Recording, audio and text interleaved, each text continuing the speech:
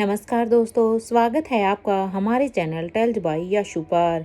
यहाँ पर आपको मिलेंगी रोचक और सस्पेंसफुल कहानियाँ। अगर आपको यहाँ पर हमारी कहानियाँ पसंद आती हैं तो कृपया करके आप हमारी वीडियोस को लाइक करें, इसको अपने दोस्तों को साथ शेयर करें और साथ के साथ अपना कमेंट करना ना भूलें। अगर आप इस चैनल पर नए हैं तो कृपया करके इसे सब्सक्राइब भी करें। आपका ज़्यादा समय न लेते हुए चलो आज की कहानी को शुरू करते हैं।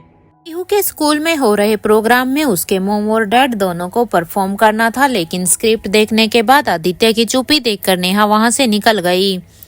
वो किसी भी तरह से आदित्य को फोर्स नहीं करना चाहती थी, लेकिन मरियम आंटी ने ये देखा नहीं गया और उन्होंने अपने तरीके से आदित्य को समझाने की कोशिश की। लेकिन वो जानती थी कि आदित्य वही करेगा जिसमें उसका मन मानेगा। वो किसी के दबाव में आकर अपना डिसीजन नहीं लेता था। मरियम के रूम में जाने के बाद भी आदित्य बड़ी देर तक वहीं पर ही बैठा रहा। थोड़ी देर बाद लगभग देर रात में जब नेहा पानी लेने नीचे आई तो आदित्य को उसी सोफे पर बैठ देखकर सोच में पड़ गई। तुम अभी तक यही हो, सोए नहीं? नेहा ने उसके पास आकर पूछा। नेहा की आवाज सुनते ही आदित्य ने अपने इमोशंस को छुपाने के लिए अपनी नजरें झुका ली। नेहा साफ देख पा रही थी कि वो किसी गहरी सोच में डूबा हुआ था, लेकिन वो अपना इतना हक नहीं समझती थी कि उससे बार बार पूछ सके। नेहा तो उसे गुड नाइट विश करके चली गई, लेकिन आदित्य बड़ी देर तक वहीं पर ही बैठा रहा। उसे समझ नहीं आ रहा था कि उसके इमोशंस कब से उस पर इतने हावी होने लगे थे कि उसे उन्हें छुपाने की जरूरत पड़ने लगी थी। इस प्ले में हिस्सा लेने के लिए उसे अपने कंफर्ट जोन से बाहर आना था और वो उसके लिए आसान काम नहीं था। नेहा भी अपने रूम में जाकर लेट गई थी। पीहू के प्रोग्राम के लिए तो उसे यकीन नहीं था कि वो अकेले सब कर लेगी, लेकिन उसके मन में इसके अलावा एक और चिंता थी जो बड़े दिनों से बनी हुई थी।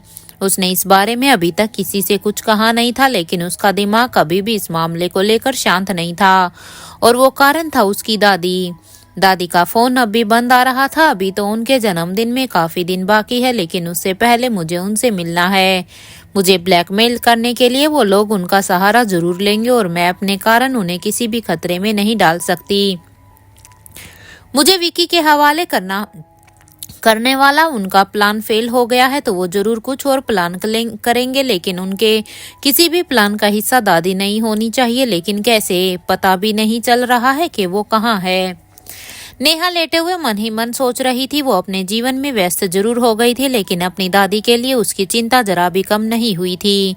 वो अलग अलग लोगों से भी पता करवा रही थी दादी का, लेकिन अभी तक कोई अपडेट नहीं मिला था। उसने उसी वक्त अपनी और दादी के दोस्तों को एक और रिमाइंडर मैसेज किया और कहा कि जिसकी भी उनसे बात हो नेहा को बताए। अगले दिन नेहा पीहू को लेकर शॉपिंग पर निकल गई। उसे प्ले के लिए एनिमल कॉस्ट्यूम्स और कुछ प्रॉप्स की जरूरत थी।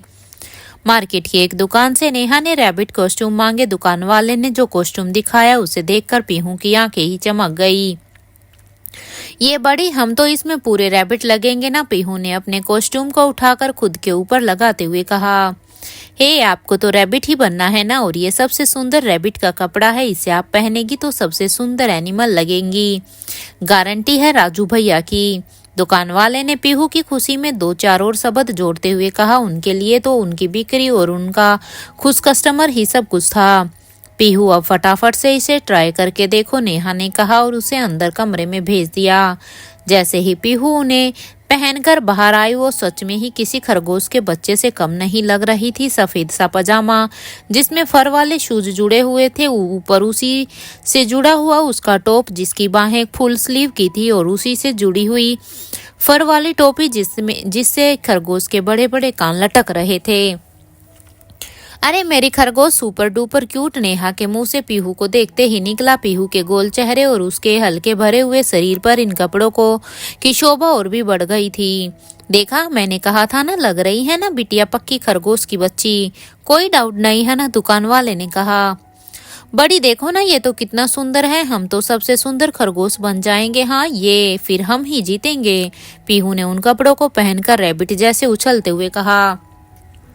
हाँ चलो, अब जल्दी से चेंज करके वापस आओ, हमें और भी तो सामान लेना है। नेहा ने उसे अंदर भेजा और दुकान वाले से कहा, एक ये ड्रेस पैक कर दीजिए और एक सेम ड्रेस मेरे साइज की भी निकाल दीजिए। जैसे भी ही पीहू आई, उसने देखा उसके बडी ने रैबिट वाली सिर्फ दो ही ड्रेस ली है, एक उसके लिए और एक खुद के लिए। बड़ी, आपने 2 ड्रेस क्यों ली? डैडी की ड्रेस कहाँ है? पीहू ने कुछ सोचते हुए पूछ लिया। उसका ये सवाल सुनकर नेहा शांत थी। उसे समझ नहीं आ रहा था कि उसके और आदित्य के बीच जो ऑकवर्डनेस थी वो पीहू को कैसे समझाए कि आदित्य जैसा स्ट्रिक्ट इंसान इस तरह के बचकाने प्ले में कभी हिस्सा नहीं लेगा। और इसलिए जब वो रहेगा ही नहीं, जब वो इसमें आएगा ही नहीं तो उसके लिए शॉपिंग करने का क्या मतलब। लेकिन इतना कड़वा सच कहकर वो पीहू का दिल नहीं दुखाना चाहती थी। पीहू, आपके डैडी का भी कुछ पता नहीं है ना, मतलब उनको काम भी आ सकता है। अगर वो फ्री हुए तो हम फिर से आकर उनकी ड्रेस ले लेंगे, ठीक है? नेहा ने उसे समझाते हुए कहा। पर बड़ी, हम कब आएंगे? परसों ही तो फंक्शन है, आपको तो पता है ना, मॉम और डैड दोनों को टीचर ने बुलाया है। पीहू ने सैड फेस बनाते हुए कहा। हर बार वो अपनी बड़ी को और कूल अंकल के काम को अच्छे से समझती थी, लेकिन इस बार उसने सोच रखा था कि वो दूसरे बच्चों की तरह पूरी फैमिली के साथ परफॉर्म करेगी। हाँ, टीचर ने कहा है, पर आपको पता है ना आपके डैडी के पास कितना काम होता है, हम उन्हें ज्यादा परेशान नहीं कर सकते बेटा, नेहा ने समझाया। कहीं ना कहीं उसे गिल्ट भी था कि वो अपनी छोटी सी बच्ची से कुछ ज्यादा ही समझदारी की उम्मीद कर रही थी, लेकिन उसके पास इसके अलावा और कोई रास्ता भी तो नहीं था। नो नो नो, डैडी आएंगे, मुझे पता है, आप उनके लिए भी ड्रेस लो, पीहू ने जिद में कहा। पीहू, मेरी बात तो सुनो, हम लोग वापस आकर ले लेंगे अगर आपके डैडी आए तो, नेहा ने कहा। लेकिन आज पीहू को कुछ भी नहीं सुनना था। वो अपनी फैमिली को एक साथ लाने की जिद पर अड़ चुकी थी। अरे ले लो ना मैडम, बच्ची इतनी जिद कर रही है, मैं डिस्काउंट भी कर दूंगा, दुकान वाले ने कहा। अरे भैया, डिस्काउंट की बात नहीं है, छोड़ो, आप तो ऐसी ही एक और ड्रेस और दे दो जेंट्स के लिए, नेहा ने कहा। उसे समझ नहीं आ रहा था कि पीहू को और कैसे समझाए, इसलिए उसने उसकी बात मानकर 3 कॉस्ट्यूम खरीद लिए। ये थैंक यू, पीहू ने कहते हुए खुश होकर नेहा को कमर से पकड़ लिया। बदमाश और जिद्दी हो गई है आप, चलो, नेहा ने हल्के अंदाज में कहा और पीहू को लेकर वहां से निकल गई। घर आकर नेहा ने पीहू के साथ कॉस्ट्यूम में उस स्क्रिप्ट को एक नई कई बार प्रैक्टिस किया। वो भी चाहती थी कि पीहू के पहले स्कूल फंक्शन में वो किसी भी तरह से कम ना रह जाए। इस स्क्रिप्ट में बेबी रैबिट अपने माँ बाप से पिछड़ गया था, जिसे उसके मॉम डैड ने मिलकर बड़ी ही मुश्किल से ढूंढ लिया था। आदित्य वाले हिस्से को भी नेहा खुद ही रिहर्स कर रही थी। उसने इस तरह से स्क्रिप्ट को मॉडिफाई कर दिया था कि आदित्य के ना होने से भी एक्ट के इमोशंस पर कोई भी दिक्कत नहीं आए। अगले दिन नेहा पूरी तैयारी के साथ पीहू के स्कूल पहुंची। सुबह पहले किंडरगार्टन के बच्चों का परफ्यूम होना था और वो ब्रेक के बाद फर्स्ट क्लास यानी पीहू की क्लास की बारी थी। नेहा और पीहू दूसरे बच्चों का परफॉर्मेंस देखने बैठे थे, लेकिन पीहू की नज़र तो कहीं और ही टिकी थी। वो रह रहकर बस गेट की तरफ ही देखे जा रही थी। बड़ी, डैडी आएंगे ना? पीहू ने पूछा। उसने स्क्रिप्ट की एक कॉपी आदित्य के स्टडी रूम में रख दी थी ताकि वो अपने फ्री टाइम में उसे रिहर्स कर सके। उसे पूरा भरोसा था कि उसके कूल अंकल ने उसकी स्क्रिप्ट को पढ़ा होगा और वो यहाँ जरूर आएंगे, लेकिन उसकी ये उम्मीद देखकर नेहा का दिल टूट रहा था। कैसे बताऊं इसे कि इसके कूल अंकल नहीं आएंगे? उसने तो एक भी बार हम दोनों के साथ प्रैक्टिस भी नहीं की है। अगर उसका मन होता तो कम से कम एक बार तो कहता मुझसे, पर ये सब पीहू नहीं समझ पाएगी। उसे तो उम्मीद नहीं है कि एक बार और आदित्य से पूछ लूं क्या? नेहा पीहू को देखकर मन ही मन सोच रही थी। नेहा ने कुछ सोचते हुए उसने अपना फोन निकाला और आदित्य का नंबर डायल किया। वो नहीं जानती थी कि आदित्य कैसे रिस्पॉन्ड करेगा, लेकिन पीहू की उम्मीद देखकर उसका मन कह रहा था कि उसे एक कोशिश और करनी चाहिए।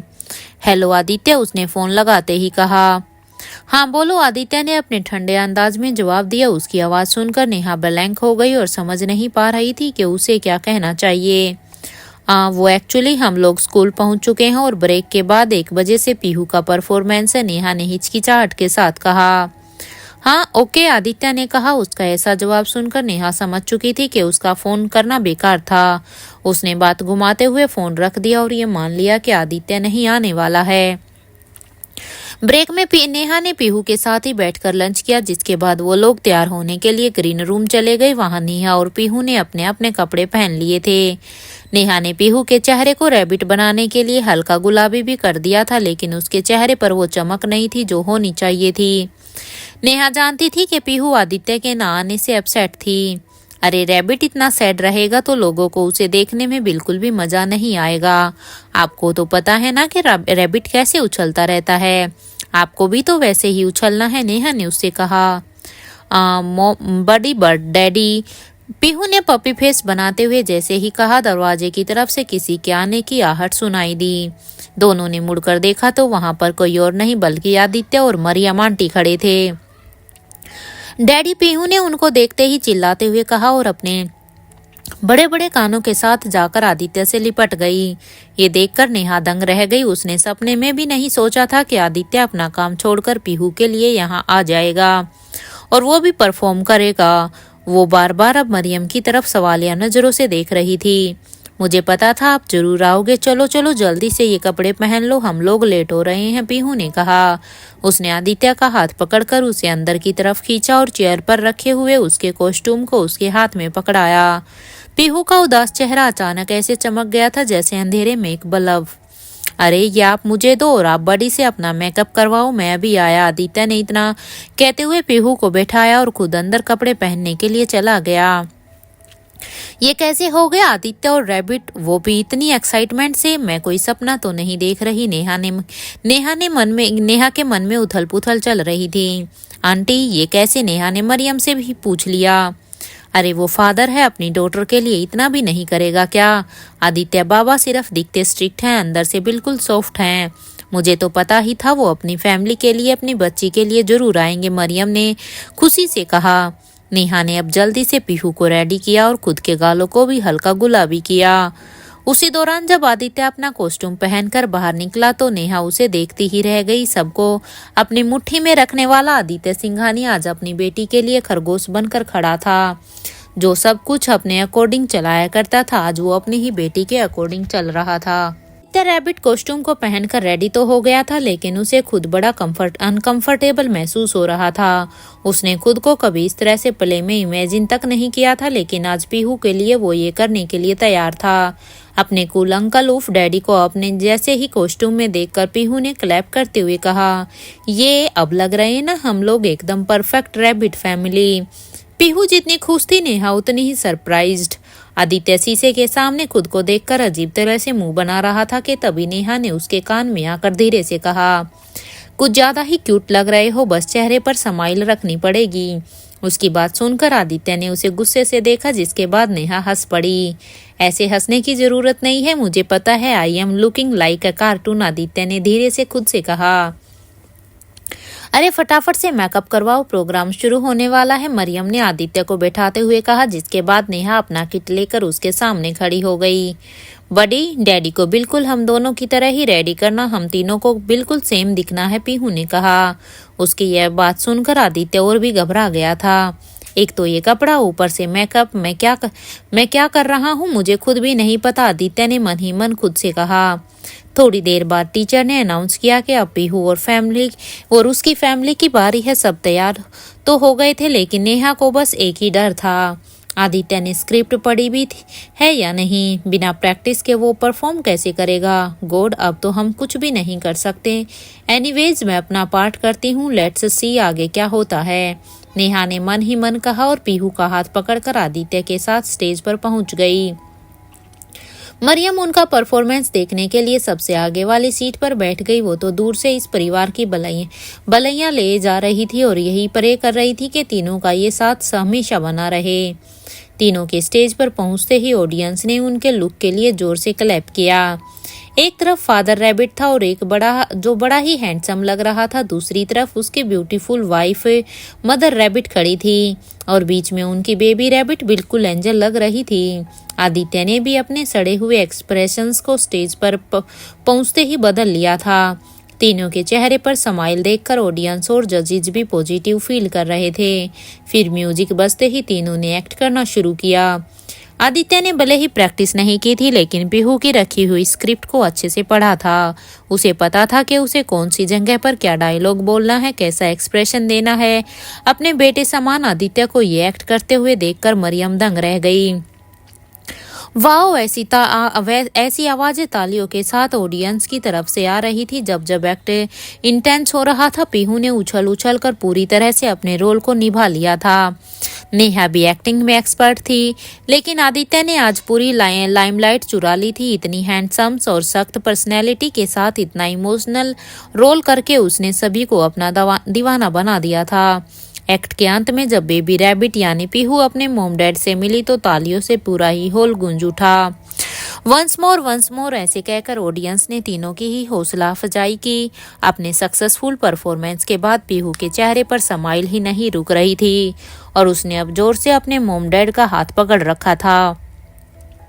फंक्शन खत्म होते ही जजेस ने अनाउंस किया और फर्स्ट प्राइज दिया गया पीहू और उसकी फैमिली को। स्टेज पर जाते वक्त पीहू की जो खुशी थी उसके लिए नेहा बार बार मन ही मन आदित्य को थैंक्स बोल रही थी। वापिस आते ही उसने अब आदित्य से कह ही दिया थैंक यू फॉर टुडे। वो जानती थी कि अगर वो नहीं आता तो उन लोगों का फर्स्ट प्राइज जीत पाना नामुमकिन था। इसकी जरूरत नहीं है पीहू, मेरी भी बेटी है, आदित्य ने कहा। मेरी भी बेटी है, यही कहा इसने। मुझे नहीं पता था कि अब ये दिल से पीहू को अपनी ही बेटी मानने लगा है। नेहा ने ध्यान से सुनते ही मन सोचा। पीहू को इनाम में बहुत बड़ा सा टेडी बियर मिला था जिसका साइज उससे भी बड़ा था। सफेद और गुलाबी रंग का ये टेडी पीहू की कॉस्ट्यूम से पूरा मैच कर रहा था। उसे वो टेडी इतना भाग गया था कि जब से वो मिला था तब से उसे अपने सीने से चिपका के वो उसे घूम रही थी। वो लोग चलते हुए स्कूल के गेट के करीब आ गए थे। पीहू, इसे लेकर चलोगे तो आप गिर जाओगे, देखो ये तो आपसे भी बड़ा है, आदित्य ने हंसते हुए कहा। पर मैं तो इसे अपने साथ ही रखूंगी, ये मेरी फैमिली का पहला गिफ्ट है, the most special one, Pihu ने कहा और टेडी के फर से खेलने लग गई। हाँ बिल्कुल, एक काम करो, तुम यहीं रुको, मैं गाड़ी यहीं लेकर आता हूँ, आदित्य ने कहा और वहां से अपनी गाड़ी की तरफ चला गया। मरियम भी उसके साथ ही निकल गई गाड़ी की तरफ। नेहा और पीहू वहीं खड़े होकर उनका इंतजार कर रहे थे। उसके ठीक पीछे हर्ष नाम का एक लड़का खड़ा था जो पीहू की ही क्लास में पढ़ता था। जब से उसने पीहू के हाथ में इतना बड़ा टेडी देखा था उसका दिल उसी टेडी पर आ गया था। हर्ष पीहू के पास आया और उसके हाथ से टेडी को छीनने की कोशिश करने लगा। बड़ी आ, पीहू ने अपने टेडी को अपनी तरफ खींचते हुए कहा। ये मेरा है, तुम्हें क्यों चाहिए, पीहू उससे पूछ ही रही थी कि इतनी देर में हर्ष ने गुस्से में टेडी लेने के चक्कर में पीहू को जोर का धक्का दिया। अरे ये क्या हो रहा है, नेहा ने हड़बड़ाते हुए हर्ष को रोका और पीहू को जमीन से उठाया। थोड़ी देर के लिए उसकी नजर क्या हटी, बच्चों के बीच टेडी को लेकर लड़ाई शुरू हो गई। आपने पीहू को धक्का क्यों मारा, नेहा ने हर्ष से पूछा। वो किसी और के बच्चे पर जरा भी गुस्सा नहीं करना चाहती थी, लेकिन उसे ये सवाल करना जरूरी लगा। मुझे ये टेडी चाहिए, हर्ष ने जिद में कहा। वो कुछ और कहता कि तभी उसकी माँ तनु भागते हुए वहां पर आ पहुंची। हाउ डेयर यू, तुम्हारी हिम्मत कैसे हुई मेरे बच्चे से इस तरह से बात करने की। तनु ने आओ देखा ना ताऊ और सीधा नेहा पर बरसना शुरू हो गई। उसके लिए भी जानना जरूरी नहीं था कि वहां पर क्या हुआ था। एक मिनट, जरा तमीज से बात कीजिए आप। एक तो आपके बेटे ने मेरी बेटी को आकर धक्का मारा और मैंने सिर्फ उससे इतना पूछा है कि उसने ऐसा क्यों किया, तो इसमें क्या गलत कह दिया मैंने। अपने बेटे को साइड लेने से पहले एक बार जान तो लीजिए कि यहाँ पर हुआ क्या है। नेहा ने पीहू के कपड़े और उसके टेडी से मिट्टी झाड़ते हुए कहा। ओह हेलो, तुम मुझे सिखाओगी कि मुझे क्या करना है। तुम जैसी औरतों को मैं अच्छी तरह से जानती हूँ। Everybody knows who you are. कैसे काम करती हो तुम और कैसे फंसाती हो अमीर आदमियों को। तुम जैसी औरतों के बच्चों से बात करने का कोई शौक नहीं है हमारे बच्चों को, तनु ने गुस्से में कहा। शट अप यू, मैं आपको जानती नहीं और ना ही जानना चाहती हूँ, लेकिन अगर अब एक भी शब्द आपने और भी गलत बोला तो वो ठीक नहीं होगा, नेहा ने अब गुस्से में जवाब दिया। उनकी बहस देखकर धीरे धीरे वहां पर भीड़ इकट्ठा होनी शुरू हो गई। Mummy I want this teddy, Harsh ने जिद करते हुए तनु से कहा। ये टेडी मेरे बेटे को दे दो और बात यहीं पर खत्म कर दो, तनु ने अब नेहा से कहा। क्यों, ये मेरी बेटी का प्राइज है। आपको अपने बेटे को सिखाना चाहिए कि किसी और की चीज को इस तरह से नहीं छीना जाता है और उसके लिए धक्का तो बिल्कुल भी नहीं दिया जाता है, समझिए आप, नेहा ने कहा। तुम मुझे बताओगी कि क्या करना चाहिए। अरे एक टेडी ही तो है, क्या हो जाएगा अगर ये मेरे बेटे को दे देगी तो। ज्यादा बनने की जरूरत नहीं है, तुम्हें अभी पता नहीं है कि मेरे हस्बैंड कौन है, तनु ने धमकी देते हुए कहा। नेहा को उसकी हालत और सोच पर अब तरस आने लगा था। वो फालतू की इस बहस में पड़कर और टाइम वेस्ट नहीं करना चाहती थी, इसलिए उसने पीहू का हाथ पकड़ा और वहां से जाने लगी। लेकिन तनु इस मामले को खत्म करने के मूड में बिल्कुल भी नहीं थी। उसने नेहा का हाथ पकड़कर उसे वहीं पर ही रोका और चिल्लाते हुए कहा, बिना माफी मांगे यहाँ से जाने का सोचना भी मत। क्या सोचकर तुमने मेरे बेटे को रोकने की कोशिश की? तुम्हें माफी मांगनी ही पड़ेगी। इतनी देर में वहां पर टीचर भी पहुंच चुके थे। कई लोगों ने इस मामले को शांत करने की कोशिश की, लेकिन तनु ने अपने बेटे हर्ष की जिद देखी नहीं जा रही थी और अब उसकी जिद पूरी तरह से वो खुद भी जिद पर ही उतर आई थी। मेरे लिए सिर्फ मेरे बेटे की खुशी मायने रखती है और उसके लिए मैं कुछ भी कर सकती हूँ, इसलिए चुपचाप मेरे बेटे को ये टेडी दे दो और ये मामला यहीं पर ही खत्म करो, तनु ने कहा। ये सुनते ही पीहू ने अपनी बड़ी को और भी जोर से पकड़ लिया और गुस्से में कहा, ये मेरा है, मेरी फैमिली का प्राइज है, ये मैं इसे नहीं दूंगी। देखो देखो जरा इस बच्ची को, तुम्हें तो मैं अभी कहकर तनु ने खुद ही पीहू के हाथ से वो टेडी छीनना शुरू कर दिया। नेहा उसे बार बार रोकने की कोशिश कर रही थी, लेकिन तनु रुकने का नाम नहीं ले रही थी। पीहू अपने पूरे जोर से टेडी को पकड़े हुए थी, लेकिन तनु भी अपना जोर लगाने पर आ चुकी थी। आखिरकार नेहा से रहा नहीं गया और उसने एक जोरदार थप्पड़ तनु के मुंह पर जड़ दिया।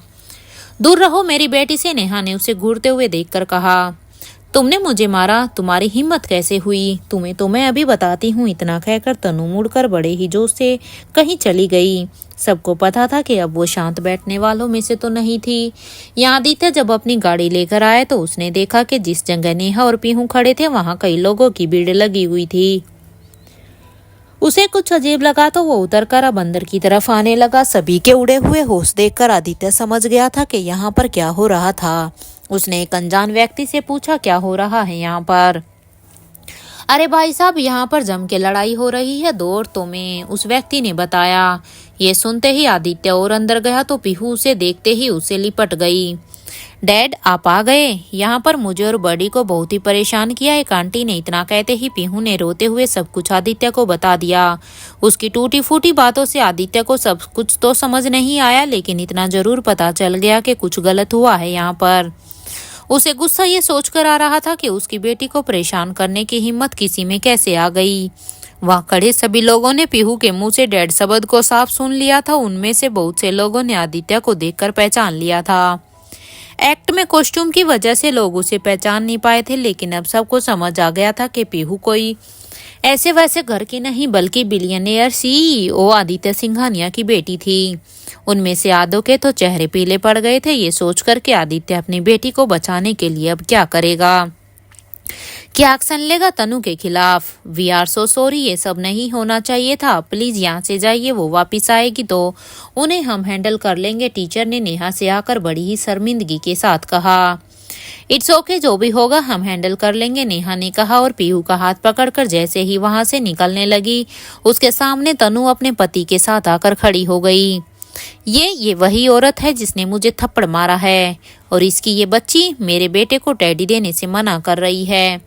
खुद की कोई पहचान नहीं है, फिर भी इतनी अकड़, इतनी जिद। तनु ने अपने पति को सब कुछ बताते हुए उसे नेहा के खिलाफ भड़काने की कोशिश की, लेकिन उसके पति का ध्यान उसकी बातों से ज्यादा कहीं और ही था। उसने कुछ ऐसा देख लिया था जिससे उसको अब अपनी ही आंखों पर यकीन नहीं हो रहा था। तुम देख रहे हो ना कैसे बेशर्मों की तरह खड़ी है वो तनु। ऐसी कई घटिया बातें बोलकर अपने पति को उकसाने की कोशिश करने लगी। उसे लग रहा था कि उसका पति अपनी पत्नी को थप्पड़ मारने वाली औरत को जरूर कोई ना कोई तो सबक सिखाएगा। जो हुआ वो बिल्कुल ही उसकी सोच से परे था। उसके पति ने अपना हाथ छुड़ाते हुए तनु को ही एक जोर का थप्पड़ मारा और कहा, चुप रहो। तनु के साथ वहां खड़े सभी लोग हैरान हो गए। किसी को समझ नहीं आ रहा था कि उसके पति ने ऐसा क्यों किया था, लेकिन उनमें से कुछ लोगों को समझ आ गया था कि ऐसा क्यों हुआ होगा। उस आदमी ने आदित्य को देखते ही पहचान लिया था, जिस बिजनेस टाइकून से वो इतने दिनों से मिलने की कोशिश कर रहा था। वो तुरंत आदित्य के अब सामने आया और अब वो हाथ जोड़ते हुए कहने लगा, सर मुझे माफ कर दीजिए, हमें नहीं पता था ये आपकी बेटी है। अगर पता होता तो ऐसी गुस्ताखी कभी नहीं होती। मेरी पत्नी की तरफ से मैं आपसे माफी मांगता हूँ। सॉरी सर, प्लीज माफ कर दीजिए।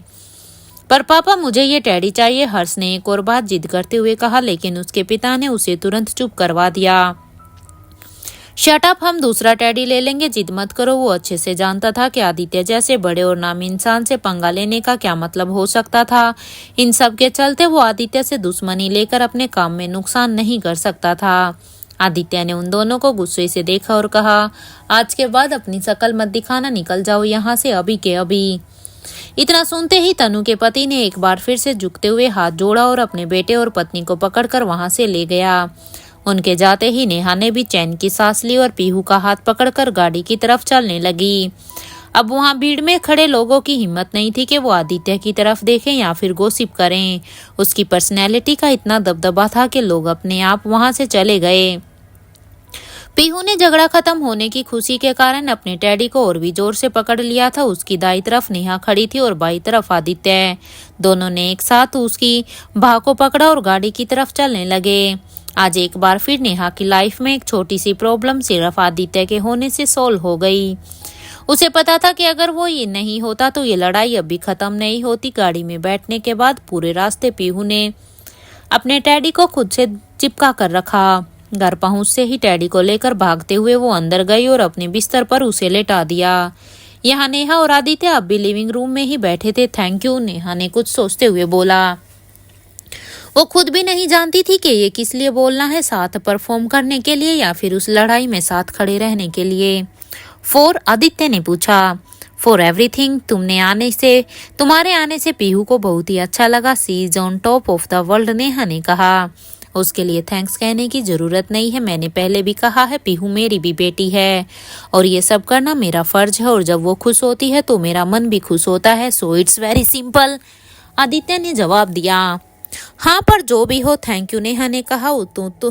तुमने क्या थैंक यू की रट लगा रखी है? काफी लेट हो गया है, जाओ जाकर सो जाओ, आदित्य ने कहा और अपने रूम में जाने के लिए खड़ा हो गया। हाँ, तुम भी सो जाओ, नेहा ने कहा और दोनों अपने अपने कमरे में चले गए। अगली सुबह ब्रेकफास्ट के दौरान नेहा को एक कॉल आया। हेलो, आप रोहन की मैनेजर बोल रही हैं? एक्चुअली हम रोहन के लिए एक नई शो का ऑफर लेकर आए हैं। लिटिल ड्रामा का सीजन 2 शूट होने वाला है और हम चाहते हैं कि रोहन भी हमारी कास्ट का हिस्सा बने, मैनेजर ने बताया। ये सुनकर कुछ देर के लिए नेहा ब्लैंक हो गई। इतनी जल्दी रोहन को दूसरे शो का ऑफर आ जाएगा, ये नेहा ने एक्सपेक्ट नहीं किया था। उसकी चुप्पी देखते हुए मैनेजर ने कहा, अगर उनकी डेट्स अवेलेबल नहीं है तो आप बता दीजिए, हम बाद में कुछ और प्लान कर लेंगे। Better luck next time.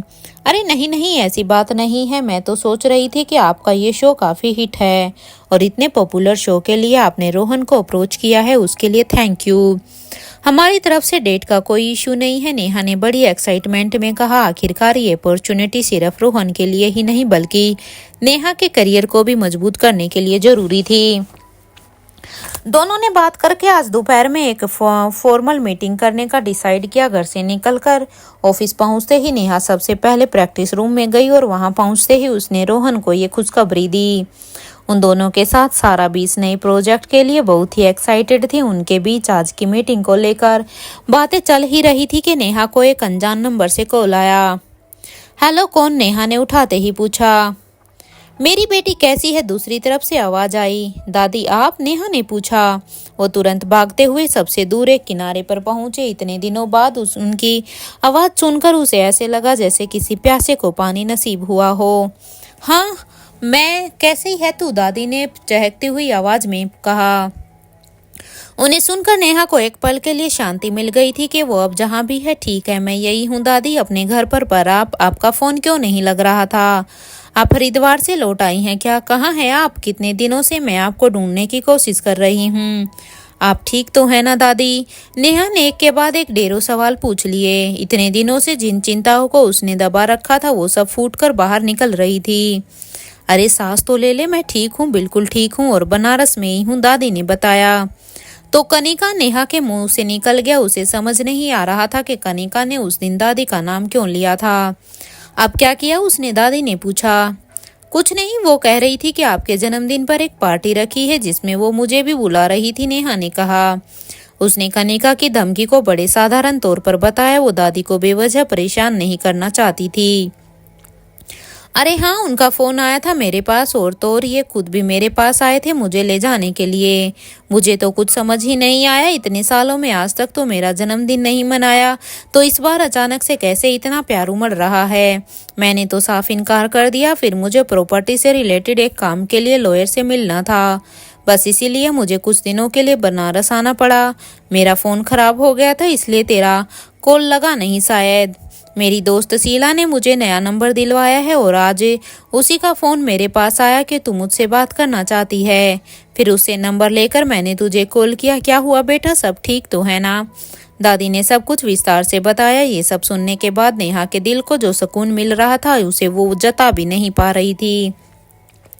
लेकिन एक बात उसके मन में खटक रही थी, इसका मतलब कि कनिका ने मुझसे झूठ बोला था या फिर दादी ने उसका प्लान पूरा होने ही नहीं दिया। उसने नहीं सोचा होगा कि दादी आने से ही मना कर देगी और शायद इसीलिए कनिका ने मुझे इतने दिनों से दोबारा कांटेक्ट नहीं किया। वो मन ही मन ये सब कुछ सोचकर उसका खेल समझने की ही कोशिश कर रही थी। पर दादी, अभी भी आपके जन्मदिन में कुछ दिन बाकी है, तो हो सकता है कि वो आपको फिर से बुलाए, नेहा ने कहा। अरे मैं नहीं आने वाली, मुझे इतनी फुर्सत नहीं। वैसे भी उस परिवार में क्या ही जश्न मनाना जो अब अपना रहा ही नहीं। ले देकर मेरा बेटा दिनेश ही बचा था, उसे भी उन लोगों ने पूरी तरह से अपना बना लिया है। और इतने अंधे बेटे के साथ रहने का अब मेरा मन नहीं है। मैं बूढ़ी हुई तो क्या हुआ, मेरे हाथ पैर अभी भी काम करते हैं और मैं अपना ध्यान खुद रख सकती हूँ, दादी ने बड़े ही रौब से कहा। नेहा उनके इसी एटीट्यूड की दीवानी थी। आज वो अपने दम पर जो भी कर पाती थी वो सब कुछ दादी से इंस्पायर्ड था। इतनी उम्र में भी वो अपने दम पर जीना नहीं छोड़ रही थी। ये अपने आप में नेहा के लिए एक मिसाल था। I am proud of you दादी, आपकी बहुत याद आती है। मैं जल्द ही आपसे मिलने आऊंगी। आप बस अपना ख्याल रखिएगा और मुझे मेरे कांटेक्ट में रहिएगा। अब दोबारा से गायब मत हो जाना, जान ही निकाल देते हो आप, नेहा ने इमोशनल होकर कहा। अरे हाँ हाँ, मैं कहीं नहीं जा रही हूँ। ये बता मेरी छुटकी कैसी है? बदमाश भी हूँ, दादी ने मजाकिया अंदाज में पूछा। बहुत अच्छी है, पूरी शैतान है, बिल्कुल आपकी तरह। हाँ, ये कहते हुए एक पल तो उसे ख्याल आया कि क्या उसे आदित्य के बारे में बताना चाहिए। दादी अब भी इस बात से अनजान थी कि नेहा और पीहू अब अकेले नहीं थे उनकी लाइफ में। अब आदित्य भी था जो हर कदम पर उनकी ढाल बनकर खड़ा हुआ था। लेकिन फिर उसे एहसास हुआ कि उनके बीच हुए कॉन्ट्रैक्ट के बारे में दादी को समझाना बहुत ही मुश्किल हो जाएगा। यही सोचकर इस बात को उसने अपने मन से ही टाल दिया और दादी से दूसरी बातों में लग गई। एक बात सुन मेरी, दिनेश कितना नालायक है मैं अच्छे से जानती हूँ। अब तुम लोग एक ही शहर में रह रहे हो, तो अगर वो कुछ भी करे तो मुझे जरूर बताना, समझी? और जरूरत पड़े तो लीगल एक्शन लेने से भी पीछे मत हटना। ये समझ ले, उसकी माँ ने तुझे फुल छूट दे रखी है, किसी भी तरह का अन्याय सहने की जरूरत नहीं है, ये बात याद रखना, दादी ने कहा। उनके इन शब्दों ने नेहा के अंदर एक अलग जोश भर दिया था। वो हमेशा से ही निडर स्वभाव की थी, लेकिन दादी ने उसका आत्मविश्वास अब और भी बढ़ा दिया था। उनसे बात करने के बाद वो लंच के लिए कैफेटेरिया की तरफ बढ़ रही थी कि लिफ्ट में अचानक उसकी टक्कर विशाल से हो गई। उसे देखते ही नेहा को उस रात उसकी हैवानियत का एक दृश्य उसकी आंखों के सामने दिखाई देने लग गया। उसने उसे पूरी तरह से इग्नोर करते हुए अपनी आंखें घुमाई और वहां से उल्टी दिशा में मुड़ गई। 1 मिनट, विशाल ने उसका हाथ पकड़कर उसे रोक लिया और उसके सामने आकर खड़ा हो गया। हटो मेरे रास्ते से, नेहा ने उसे घूरते हुए कहा। उसका मन कर रहा था कि अभी के अभी उस रात का बदला ले ले, लेकिन ऑफिस का लिहाज करते हुए उसने अपने गुस्से पर काबू किया। अरे मेरी बात तो सुनो, इतना गुस्सा भी अच्छा नहीं होता है, विशाल ने नटखट अंदाज में कहा। उसे जरा भी शर्म नहीं थी अपने किए पर। अभी के अभी मेरे रास्ते से हट जाओ वरना अच्छा नहीं होगा, नेहा ने कहा। वो जितनी बार उसकी शक्ल देख रही थी उतनी ही बार उसे अपनी चीखें सुनाई दे रही थी। वो नशे में जरूर थी, लेकिन उसे अच्छे से याद था कि विशाल को रोकने की उसने कितनी ही कोशिशें की थी। मैं तो नहीं हटूंगा, विशाल ने कहा और वहीं पर ही खड़ा रहा। नेहा उससे अब और नहीं बहसना चाहती थी, इसलिए उसने अपना रास्ता बदलते हुए सीढ़ियों से जाने का सोचा। जैसे ही वो स्टेयर्स की तरफ मुड़ी, विशाल वहां पर भी आकर खड़ा हो गया। अरे मुझे पता है उस शाम की बात से तुम नाराज हो, लेकिन मेरी बात तो सुनो। तुमने तो देखा था सबने कैसे पी रखी थी उस दिन। मैं भी नशे में था, तुम भी थी, and these parties are like that only, Vishal ने बड़े ही कैजुअली अपनी घिनौनी हरकत पर पर्दा डालते हुए कहा। आखिर अब क्या इरादा था विशाल का? क्या वो फिर से नेहा के करीब आकर उसे इस्तेमाल करने की सोच रहा था? क्या नेहा इस बार भी फंस जाएगी उसके ट्रैप में?